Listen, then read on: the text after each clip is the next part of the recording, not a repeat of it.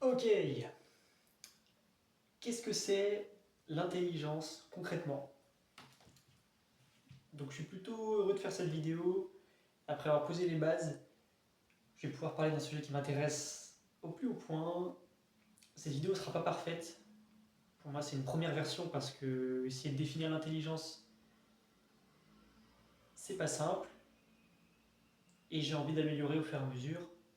Mais voilà une première version qui, j'espère, va être intéressante et va vous faire apprendre des choses. Donc qu'est-ce que c'est l'intelligence? Le vivant. J'ai écrit en gros le vivant parce que je vais partir déjà du présupposé que l'intelligence c'est dans le vivant. Alors, par exemple, on va pas dire forcément qu'un caillou est intelligent. Ce que j'entends par là, c'est pas forcément que ce qui a fait émerger le caillou, c'est-à-dire la nature, n'est pas intelligente, mais que l'intelligence n'est pas dans le caillou, n'est pas dans le minéral. Donc on va considérer, en partir du point de vue en fait, que c'est le vivant qui contient l'intelligence. Et du coup, qu'est-ce que le vivant? Je vais reprendre une définition qui nous vient d'un livre de Michel Morange, qui a été écrit en 2010, La vie expliquée, pour l'interrogation. Et donc il prend 3 critères pour définir le vivant. Le premier, c'est un métabolisme complexe. Donc des molécules chimiques notamment, qui se développent. Donc la présence d'un métabolisme. Le deuxième critère, c'est des échanges complexes entre le métabolisme et l'environnement. Aussi des productions de molécules. Des échanges complexes au niveau moléculaire avec le métabolisme. Et le troisième critère, c'est celui de la reproduction, la capacité à transmettre ses gènes ou un pattern héréditaire. Donc avec ces 3 critères, on a quelque chose de plutôt clair sur ce qu'est le vivant. Et donc, maintenant que ça a été défini, je vais vous parler de l'intelligence à travers 3 biais. Le biais biologique, le biais psychologique et celui social, lié aux autres. Parce que, comme je vous disais dans d'autres vidéos, l'approche que j'ai envie d'avoir, c'est une approche qui prend en compte tous les points de vue. Et il y a 3 points de vue dans le vivant à prendre en compte. L'aspect biologique, l'aspect psychologique et l'aspect social. L'environnement aussi, si on peut appeler ça différemment, qui doivent être pris en compte. On ne peut pas laisser l'un de ces éléments-là en dehors de ce genre d'enjeu, de ce genre de questions, parce qu'on mettrait de côté une partie de la réalité. Et donc, finalement, si on veut parler d'intelligence, revenons au réel, revenons à quelque chose qui a fait l'épreuve du réel, c'est-à-dire l'intelligence dans le vivant. L'intelligence qui s'est développée dans la nature petit à petit, les êtres vivants, et qui, au niveau de la cellule, au niveau de l'individu et au niveau du groupe, a réussi à développer une faculté qui est si mystérieuse mais qui est tant convoitée, qui est l'intelligence. Donc on va commencer par l'aspect biologique. Quelle est la définition de l'intelligence d'un point de vue biologique? J'ai repris la définition d'un psychologue américain qui dispose d'une chaire à Toronto autour des sciences cognitives et qui décrit l'intelligence d'une cellule, notamment, au niveau biologique de manière générale, comme la capacité d'un système à s'adapter à son environnement par l'apprentissage en utilisant donc des capacités cognitives pour cela. Et c'est pas seulement s'adapter à son environnement par l'apprentissage, c'est aussi façonner cet environnement, donc agir sur cet environnement. Et donc, dans cette définition, il y a énormément de termes sur lesquels on va revenir, des notions sur lesquelles on va revenir tout au long de ces vidéos, parce qu'elles sont totalement intriquées, totalement impliquées dans le vocabulaire qui est utilisé en intelligence artificielle, notamment apprentissage, les capacités cognitives, le fait d'agir, l'action pour en être un agent artificiel. Enfin bref, là je m'éloigne du sujet, mais tout ça pour dire qu'on voit déjà que dans le vocabulaire, la définition de l'intelligence, d'un point de vue biologique, on a déjà plein de concepts intéressants qui vont être réutilisés dans les enjeux autour de l'IA. Je vous en parle énormément. Francesco Varela, Umberto Maturana, dans les années 1970, c'est lors de l'émergence de la deuxième cybernétique, ils ont développé un concept qui est très intéressant pour comprendre l'intelligence d'un point de vue biologique. C'est le concept d'autopoïèse. Comment ça fonctionne l'autopoïèse? On a parlé tout à l'heure de métabolisme pour définir le vivant. Et donc ici, le métabolisme, en fait, il est observé comme un système qui va créer une membrane. Alors qu'est-ce qu'une membrane? C'est ce qui va permettre de faciliter les échanges d'entrée et de sortie entre une cellule, un être vivant, mais particulièrement une cellule, et l'environnement extérieur. Donc principalement composé de graisse, il y a notamment des membranes au niveau des neurones, des membranes pour toutes les cellules, qui vont permettre de faciliter cette entrée, cette sortie, pour assurer la perméabilité du métabolisme, de l'environnement interne de l'être vivant. Et donc, la membrane, qui est créée donc par le métabolisme, va ensuite protéger le métabolisme à la suite de sa création. Et c'est ce qu'on appelle l'autopoïèse. Et finalement, ce que Varela et Maturana et bien d'autres vont mettre en avant, c'est que l'intelligence, d'un point de vue biologique, elle est liée, elle est coextensive, elle est impliquée avec la notion d'autonomie. Plus un être vivant va développer de l'autonomie, plus il va développer de l'intelligence. Autonomie, ça vient de l'étymologie auto, soi-même, et nomos, la loi, qui désigne en fait se donner sa propre loi. Petit aparté, mais ça peut être intéressant de le dire ici. Donc ça, c'est d'un point de vue biologique. Ensuite, on a la version au niveau psychologique que vous pouvez constater qui est bien plus espacée sur mon tableau, parce que là, on arrive sur des choses un peu plus floues. Et en même temps, c'est là où c'est intéressant. C'est là où c'est mon domaine où je connais le plus par rapport à mes études. Donc, ce qui se passe, c'est qu'on a, d'un point de vue psychologique, on a affaire à un individu. Et là où dans le biologique, on va observer des êtres vivants, des cellules, et en fait, on va déduire de l'intelligence à partir de leur survie notamment. Au niveau psychologique, ça va pas être exactement comme ça que ça va se passer, parce qu'il va y avoir la notion de vouloir distinguer différents types d'intelligence, différencier, et potentiellement prédire dans l'avenir les différents types d'intelligence. Et donc on va utiliser des statistiques et des probabilités pour essayer de mesurer avec des nombres, des chiffres, l'intelligence, et notamment chez les humains, car c'est à ce niveau-là qu'on a le plus d'études sur l'intelligence. Et ce qui va donner donc en psychologie, la psychologie différentielle, un domaine qui va essayer de différencier les différentes personnes en fonction de leur personnalité, et leur trait de personnalité le plus étudié, bien sûr, c'est l'intelligence.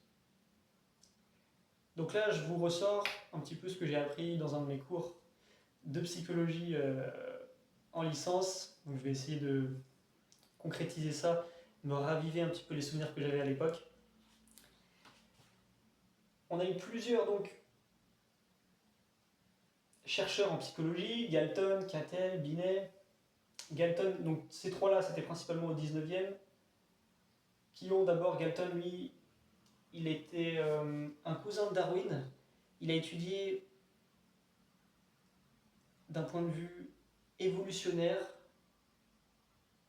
comment pourrait-on mesurer l'intelligence. Lui, il a essayé de mesurer l'intelligence à travers des facteurs concrets.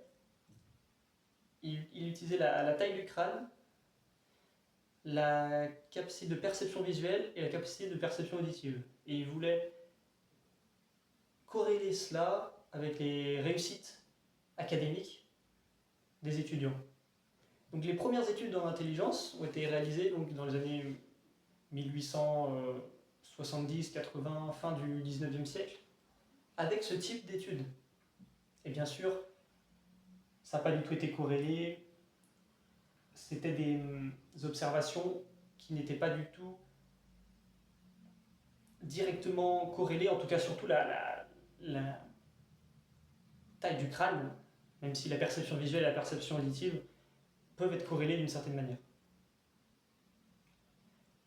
Ça va être très important aussi de comprendre la notion de corrélation. Je ne vais pas rentrer en détail dans cette vidéo, mais j'en ferai une autre plus tard où je parlerai de qu'est-ce que c'est la corrélation, la différence avec la causalité. C'est des choses qui en psychologie et donc en psychométrie vont être très utilisées, notamment pour les études sur l'intelligence. Pour comprendre les études sur l'intelligence en psychologie, il faut comprendre ces notions de psychométrie et de statistique. Cattell, qui est également un autre des chercheurs qui à l'époque a fait des recherches assez intéressantes, qui ont été en tout cas retenues, même si elles ont été bien invalidées par la suite. Lui, on lui doit notamment la notion d'intelligence fluide et d'intelligence cristallisée. C'est une notion où d'un côté l'intelligence fluide, c'est plutôt la capacité de raisonnement, capacité de résoudre des problèmes, de s'adapter à des circonstances plutôt. Là où l'intelligence cristallisée, ça va être la capacité à mémoriser, la capacité à apprendre par cœur. Ça va être deux choses un petit peu différentes. Et donc c'est deux notions qu'on retrouve pour vraiment séparer l'intelligence en deux éléments distincts. Ensuite on a Binet.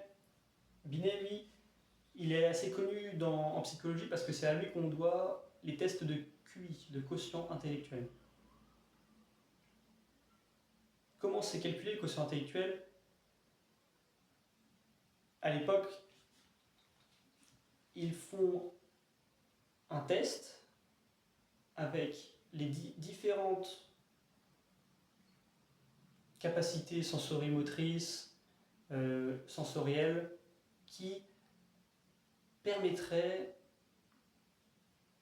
de mesurer l'intelligence. Et à travers ces différents tests, ils vont calculer l'âge mental de l'individu. Ensuite, ils vont le comparer avec son âge réel, et en fait, ils vont faire une soustraction, et ils vont multiplier par 100, et ça va donner le QI. Le QI, le quotient intellectuel, c'est quelque chose qui est encore beaucoup remis en question maintenant, largement, et qui semble ne pas faire du tout l'unanimité. Donc, les études sur l'intelligence ont encore progressé par la suite. Parce qu'à l'époque, l'ensemble de ces chercheurs était dominé par une idée qui était celle qu'il y avait un facteur général de l'intelligence. Oh shit. Hop, je remets ça.